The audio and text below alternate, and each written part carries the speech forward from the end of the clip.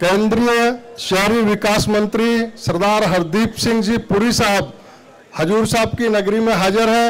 वो आप सबको मार्गदर्शन करेंगे और मैं उनसे विनती करता हूं कि वो आकर मार्गदर्शन करें। धन्यवाद।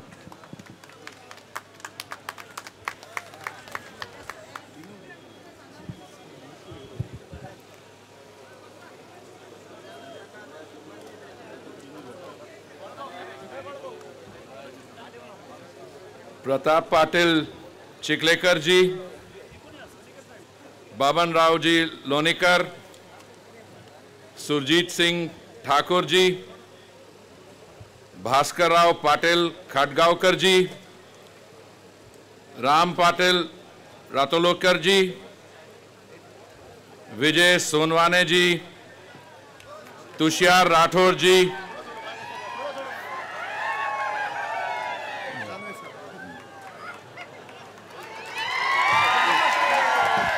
भारतीय जनता पार्टीचे प्रदेशाध्यक्ष माननीय खासदार रावसाहेबजी दानवे साहेबांचे आगमन झालेले भारतीय जनता पार्टीचे माननीय रावसाहेबजी दानवे तो नागरिक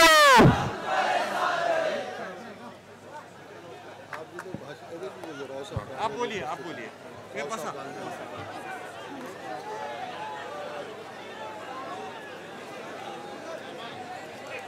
राव साहब धानवे जी, नमस्कार। नीलार नायक जी, नाना देशपांडे जी, प्रकाश पाटिल चितलाकर जी, भुजंग पाटिल जी। मैं जब हैदराबाद से लैंड कर रहा था कोई 12:30 बजे के करीब, तो मैंने देखा एक अकेला व्यक्ति, उसके सर पे एक छाता पीछे से लेके और व्यक्ति एक हवाई जहाज की तरफ जा रहे थे, बिल्कुल अकेला। तो मैंने देखा, मैंने पहचाना वो श्री अशोक चौहान जी थे। तो मेरे को लगता है सिर्फ वो यहाँ से अकेले जा नहीं रहे थे। इस चुनाव में भी जो होने वाला है वो आपके उत्साह से बिल्कुल जाहिर है। तो मैं बधाई देना चाहता हूं हमारे कैंडिडेट को। आपने नॉमिनेशन भरा और जिस जोश से हम आपका यहां स्वागत कर रहे हैं, मुझे पूरा विश्वास है कि यहां से एक नया आंदोलन शुरू होगा और आप चुनाव में पूरी सफलता पाएंगे। आपको मालूम होगा 26 नवंबर 2008 को मुंबई में एक आतंकवादी हमला हुआ था। उसके बाद जो 10 साल 2004 से 2014 में कांग्रेस की सरकार थी, उन्होंने क्या किया? उसके बाद हमला हमारे पे हुआ, हमारे नागरिक, उनकी हत्या हुई, उसमें बहुत लोग घायल हुए।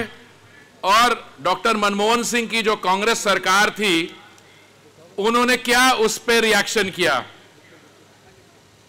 आप बताइए, कुछ किया उन्होंने? फिर बातचीत शुरू कर दी।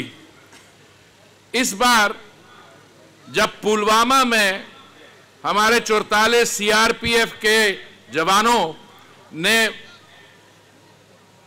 श्रद्धांजलि पाई, हमारा क्या रिएक्शन था मोदी जी की सरकार का? बदला सिर्फ नहीं लो, जहां से वो आतंकवाद का जड़ है, जहां से वो आतंकवाद शुरू हुआ है, जिस आतंकवादी ऑर्गेनाइजेशन ने उसकी रिस्पॉन्सिबिलिटी ली थी और कही थी हम और ऐसे कार्य करेंगे, जाके वहीं पे उनको नष्ट किया। तो दोनों सरकारों में क्या फर्क है? बहुत फर्क है। ये फर्क सिर्फ सुरक्षा के मामलों में नहीं है, ये फर्क और भी बातों में है। 55 महीनों में जो मोदी जी की सरकार ने काम किया है, वो कांग्रेस सरकार ने 55 साल में नहीं किया। इसलिए कैंडिडेट साहब, आपका यहां से जीतना बहुत जरूरी है। मैं तो मंत्रिमंडल में नया आया हूं, मुझे सिर्फ 18 महीने हुए हैं, पर मैंने एक चीज देखी है, जो काम नरेंद्र मोदी जी के नेतृत्व में हो रहा है और आपके यहाँ देवेंद्र फडणवीस जी के नेतृत्व में हो रहा है, ये काम कभी हमारे 70 साल के इतिहास में नहीं हुआ। और लोकतंत्र की परिभाषा भी है, उसको ऐसे तरीके से मरोड़ा गया है कि टैलेंट जो है सिर्फ लगता है कि एक ही परिवार के अंदर है। मैंने एक टेलीविजन डिबेट पे किसी से पूछा, क्या ये 70 साल के इतिहास में 55 साल कांग्रेस का राज रहा है, ये क्यों है कि सिर्फ नेहरू गांधी के परिवार के लोग ही प्रधानमंत्री बनते हैं? कई बने, नरसिम्हा राव जी, पर जब वो स्वर्गवास हो गए तो उनका जो बॉडी है वो पार्टी के हेडक्वार्टर में भी नहीं लाया गया, वो सीधा उसको आंध्रा ले गए। मैं आज अपने आप को बहुत ही खुशकिस्मत समझता हूं। पहली बात तो भारतीय जनता पार्टी ने मुझे ये मौका दिया कि मैं नांदेड़ की पवित्र धरती पे आ सकूं और आपके नॉमिनेशन भरने के समय आपके साथ मैं यहां रह सकूं, तो बहुत खुशी है। पर मुझे एक और बात पे बहुत खुशी है। एक सिख होते हुए ये बहुत बड़ी बात है मेरे लिए, एक डिवोटी होने के, कि मैं गुरुद्वारा साहब में आके यहां मत्था टेक सकूं। और पिछले 2-3 दिनों में, कल मैं बीदर में जो हमारे गुरुद्वारा साहब है वहां गया था, आज मैं नांदेड़ की पवित्र धरती पे आया हूं। मैं आपको बताना चाहता हूं, जब 1984 में हमारी कौम के खिलाफ यह अत्याचार हुआ दिल्ली में, और दिल्ली शहर में 3000 इनोसेंट लाइव्स वर लॉस्ट, क्या हुआ उसके बाद? सिख और सिख समुदाय को न्याय क्यों नहीं मिला? इस प्रश्न के जवाब कांग्रेस पार्टी को देने होंगे, क्योंकि जब भी बात आगे बढ़ती थी, ये लोग हमारे जुडिशियल सिस्टम को सब जगह रुकावटें डालती थे। मैंने 2014 के पहले भी कहा था, हमारे जो मित्र हैं जो इस विषय पे काम कर रहे हैं, मैंने कहा आप देखिएगा, जब मोदी जी की सरकार आएगी इसमें बदलाव आएगा। और यही हुआ, मोदी जी ने एक SIT बनाई और इस SIT के कारण हमारी कम्युनिटी को जस्टिस मिली और सज्जन कुमार जैसे लोग अब बंद हो गए हैं। तो इसलिए मैं आपको ये भी कहना चाहता हूं कि जो हमारा गुरुद्वारा साहब है यहाँ पे और हमारी सिख जनसंख्या है, वो भी 1984 की बात को याद रख के एक ऐसे कैंडिडेट के लिए वोट करें जो आपका हमेशा साथ देगा। इसलिए मैं आप सबका धन्यवाद करना चाहता हूं। आपको कैंडिडेट साहब, आपको पाटिल जी शुभकामनाएं देना चाहता हूं।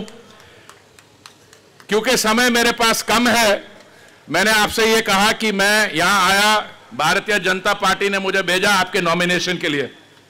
दूसरी बात, मैं आया क्योंकि मैं एक सिख हूं और गुरुद्वारा साहब में मत्था टेकने के लिए। पर मेरा एक और भी कारण है यहां आने का। मैं आपको बताऊं, मेरे महाराष्ट्र के साथ बहुत गहरे संबंध हैं। मेरी धर्मपत्नी जो है वो महाराष्ट्र से है और वो सिख नहीं है, वो उनकी माताजी रत्नागिरी से थी।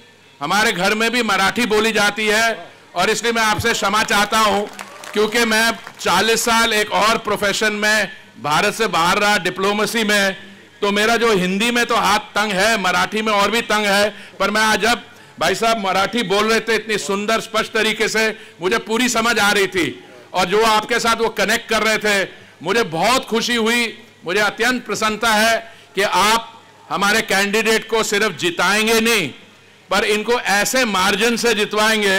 बता रहे थे हर एक सेगमेंट में 20,000 से ऊपर होगा, टोटल 1,60,000 से ज्यादा वोटों से आपकी जीत होगी। बहुत बहुत धन्यवाद और आपको मेरी शुभकामनाएं।